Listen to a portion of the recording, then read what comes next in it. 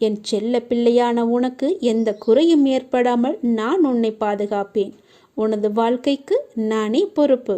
நல்லதே நடக்கும் உனக்கு. நீ முதலில் உன்னை நீ அறிந்து கொள். உலக வினை தன்னாலே நடைபெறும். நான் நடத்துவேன். நான் நடத்தி காமிப்பேன். நான் நடத்தி கொண்டும் இருக்கிறேன். நீ சாட்சியாக மட்டும் இரு. நான் எப்பொழுதுமே உன்னிடம் கூறிக்கொண்டே இருக்கிறேன். எதிலுமே முன் நிற்காதே. உடல் என்றால் நோய் வரும், மூப்பு வரும், மரணம் வரும். இது நிரந்தர உண்மை, எப்போதுமே உள்ளது, மாற்றமே இல்லாதது. இந்த உண்மையை நாம் மறுதலிக்கும் போது துன்பப்படுகிறோம். உண்மைக்கு எதிராக உலகம் இருக்க வேண்டும் என்று நம் எதிர்பார்ப்பு நமக்கு துன்பத்தை தான் தருகிறது. நீங்கள் சரண் செய்ய வேண்டிய எதுவும் ஏற்கனவே இறைவனுடையது அல்லவா? ஆனால் உங்களுடையது என்று நீங்கள் நினைக்கும் எதையும் விட்டுவிடுங்கள் என்றே நான் சொல்வேன். எதையாவது நீங்கள் இறுக பற்றி கொண்டிருந்தால் கொஞ்சம் தளர்வாக்குங்கள். தளர்வதே சரணாகதி, வேறு எதுவுமே இல்லை. உங்கள் மனதை ஏதாவது உறுத்தி கொண்டிருந்தால் அந்த கவலையை சரண் செய்வதே சரணாகதி அடைவது. இது ஆகுதி போலத்தான். ஆகுதி என்பது என்ன? ஆகுதி என்பது யாகத்தீயில் பிரார்த்தனையுடன், நம்முடைய பிரார்த்தனையுடன், வேண்டுதலுடன் போடப்படும் பொருட்கள்தான் ஆகுதி. எனவே உங்களை என்னை உறுத்தி கொண்டிருந்தாலும் அல்லது உங்களிடம் கவலை இருந்தாலும் அதை ஆகுதியாக கருதி இறைவனிடம் நீங்கள் அளித்து விடுங்கள்.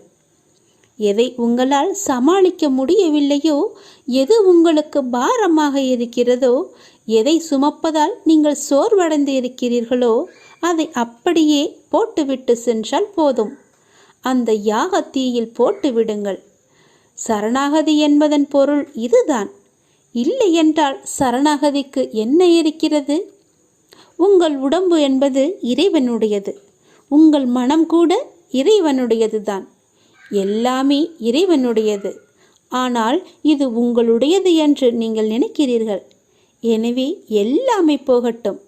இறுக்கம் தளர்ந்து புன்னகை செய்தால் போதும், எல்லாமே சாதாரணமாகிவிடும். எங்களுடைய கவலைகள் எல்லாமே இந்த யாக குண்டத்தில் போட்டு எரிப்பது போல எரித்து விடுங்கள்.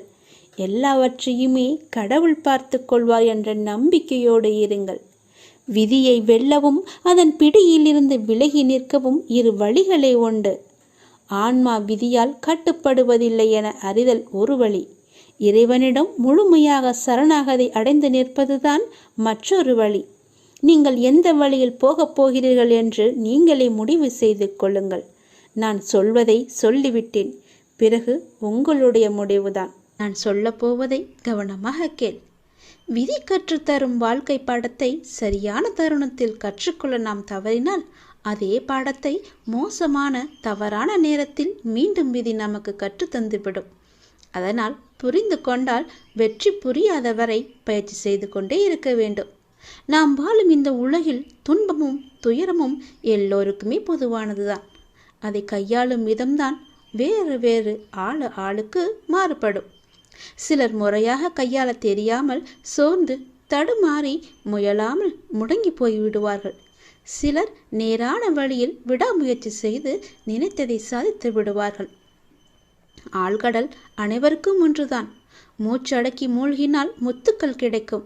வலிமையுடன் வளைந்து வலை வீசினால் மீன்கள் கிடைக்கும். இரண்டையும் செய்ய முன்வராமல் கரையை மட்டும் தொட்டால் கால்கள் மட்டுமே நனைந்து ஈரமாகும். நம்பிக்கை என்பது உங்கள் கையில் இருக்கும் வரை வெற்றி என்பது உங்கள் கை கூடும் தூரத்தில் தான் இருக்கின்றது. எளிதாகவே தொட்டுவிடலாம். உங்களை நிராகரித்த இடத்தில் நிராகரிக்கவே முடியாத அளவிற்கு வளர்வதுதான் உண்மையான வளர்ச்சியின் வெற்றியாகும். சோதனைகளால் மனதை பலப்படுத்த முடியும். தோல்விகளால் முயற்சியை மேம்படுத்த முடியும். வெற்றிகளால் அடக்கத்தை கற்றுக்கொள்ள முடியும். வெற்றியை விட பல சந்தர்ப்பங்களில் முயற்சிகள் மிகவுமே அழகானவை. முடிவே இல்லாத ஒரு வார்த்தை முயற்சி மட்டுமே. கோடி முறை பயிற்சி செய்தாலும் ஒரு முறை முயற்சி செய்தால்தான் பலனை நம்மால் அடைய முடியும்.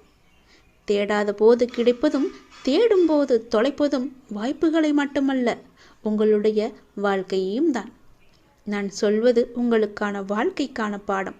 இது நீ எடுத்துக்கொள்வதும் எடுத்துக்கொள்ளாமல் கைத்தட்டி விட்டு போவதும் உன்னுடைய மனதில்தான் இருக்கிறது. அதை நீ எடுத்துக்கொள்ளும் விதத்தில்தான் இருக்கிறது. நான் சொல்வதை ஒரு முறைக்கு இருமுறை கேட்டால் உன் வாழ்க்கை நல்லபடியாகவே அமையும். எந்த சிக்கல்களும் இல்லாமல் அதை நகர்த்தி கொண்டு செல்வதற்கான ஒரே வழிகளை தான் நான் இப்போது உனக்கு சொல்லிக் கொண்டிருக்கிறேன்.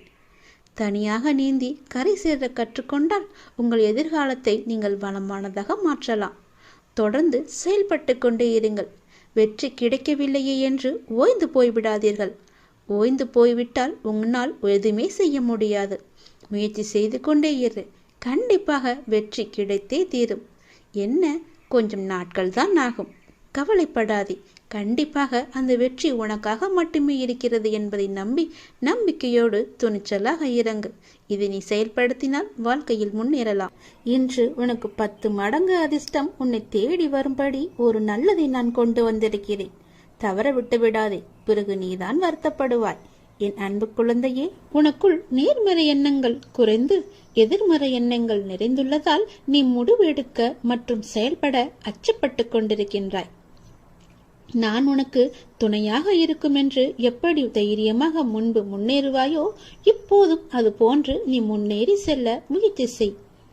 பற்றிலிருந்து வெளிவந்து பற்றற்று நீ செயல்படு. அப்போது எது உனக்கு நன்மையோ அதை உனக்கு நான் கிடைக்கச் செய்கின்றேன். என் மீது உனக்கு நம்பிக்கை இருந்தால் நீ வாழ்வில் வரும் சிறு சிறு சறுக்களை கண்டு அச்சமின்றி உன்னுடைய லட்சியம் எதுவோ அதை நோக்கி நீ நடப்போட முயற்சி செய். நிச்சயம் நல்லது நடக்கும். என்னை எப்படியாவது இன்று வந்து தொட்டுவிடு. 10 மடங்கு அதிர்ஷ்டம் உன்னை தேடி வரப்போகிறது. தவற விட்டு விடாதே, பிறகு நீதான் வருத்தப்படுவாய்.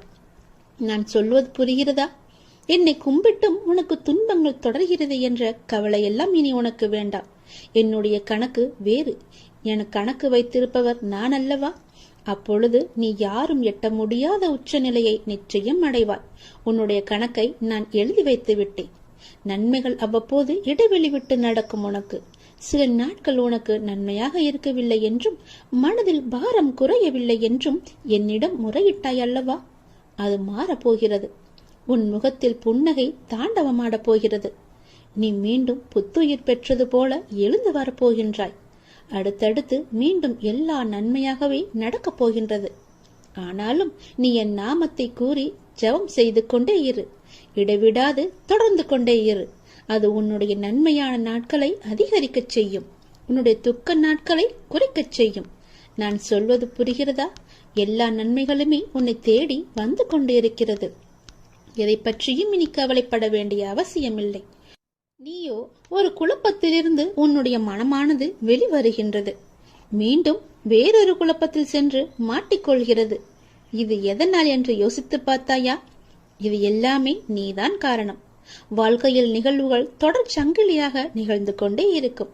என்னை நம்பி இருக்கும் உன்னை ஒவ்வொரு பிரச்சனைகளிலிருந்தும் நான் அடுத்தடுத்து விடுவித்துக் கொண்டுதான் வருகின்றேன்.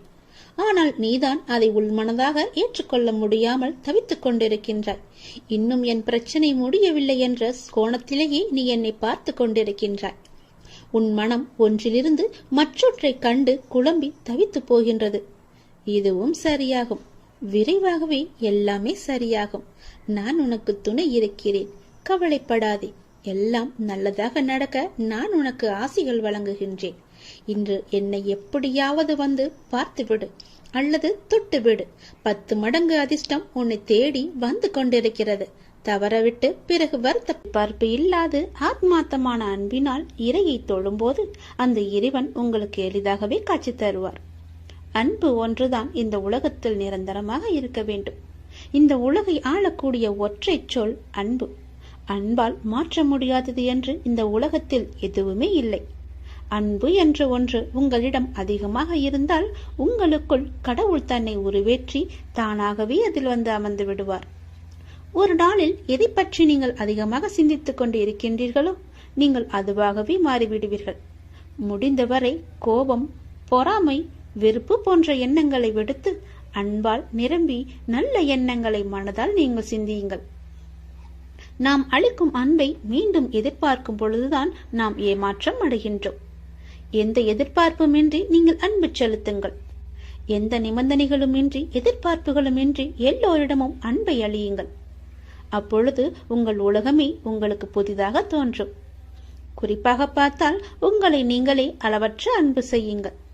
உங்களை நீங்களே அன்பு செய்தால் தேவையற்ற எண்ணங்களை உங்கள் மனதிற்குள் திணித்து உங்களை நீங்களே கஷ்டப்படுத்திக் கொள்ள மாட்டீர்கள்.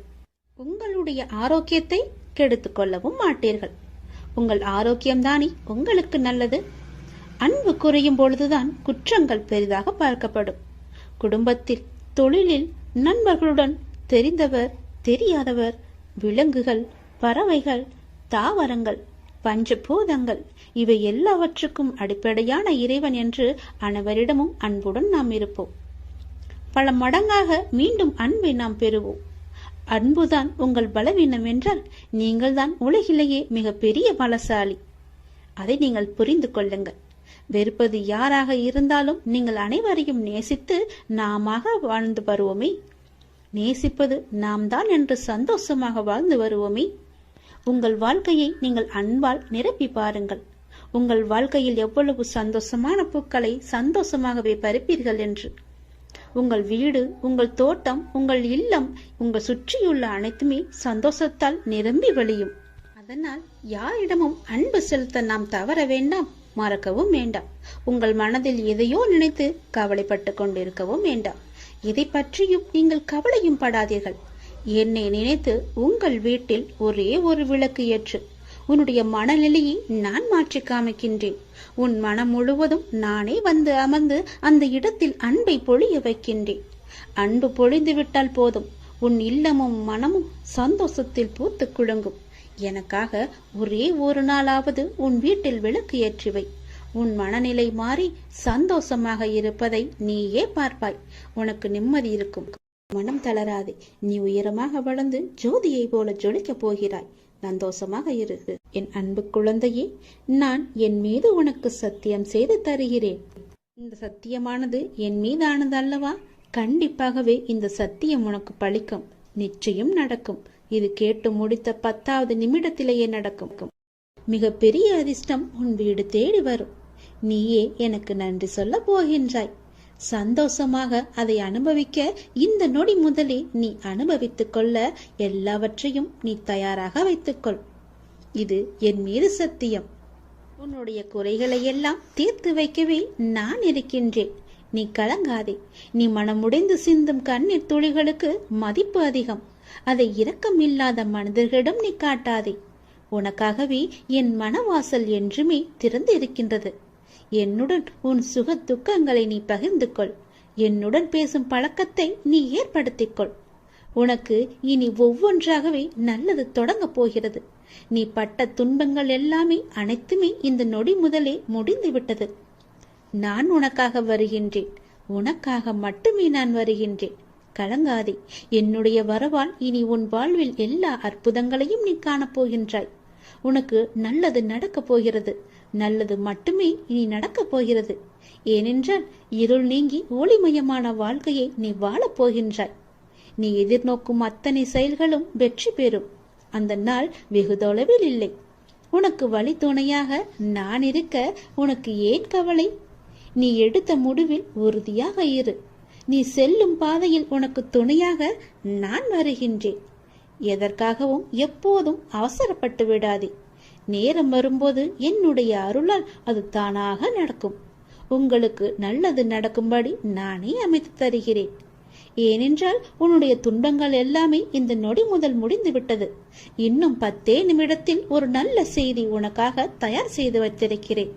அது உன்னிடத்தில் வந்து சேர்ந்துவிடும். உன்னை நான் எப்போதுமே கைவிட்டு விட மாட்டேன். என்னை பார்க்கவில்லை என்று புலம்பாதே. நான் உன்னை பார்த்து கொண்டுதான் இருக்கிறேன். உனக்கு நல்லது நடப்பதற்கான வேலைகளை நான் தொடங்கிவிட்டேன். நீ சந்தோஷமாகவே இரு. என்னை தேடி நீ வர முடியாத சூழலிலும் உன்னை தேடி நான் வந்திருக்கின்றேன். நீ வாடி நிற்கும் போதெல்லாம் நான் ஏதோ ஒரு ரூபத்தில் உனக்கு வழிகாட்ட நான் வந்து அருள்வேன் உனக்கு. எனவே நீ எதை பற்றியும் எந்த கவலையும் பற்றியும் நீ கவலைப்படாமல் உன்னுடைய லட்சியத்தை நோக்கி நீ முன்னேறி கொண்டே இரு. இந்த ஆண்டில் உன்னுடைய லட்சியம் எல்லாமே நிறைவாகி வெற்றி பெறும் நாள் கண்டிப்பாக உனக்கு கிடைக்கும். சென்ற ஆண்டில் உன் கையில் வந்து சேராத வெற்றி இந்த ஆண்டு உன் கையில் வந்து சேரும். நேர்மறை எண்ணம் உனக்குள் எப்போதுமே இருக்க வேண்டும். நல்லது நடக்க நான் உனக்கு துணை இருக்கின்றேன். இது என் மீது சத்தியம். நிச்சயம் நடக்கும். 10 நிமிடத்தில் உனக்கான அதிசயம் நடைபெற போகிறது. சந்தோஷமாக இருக்க போகிறாய் நீ.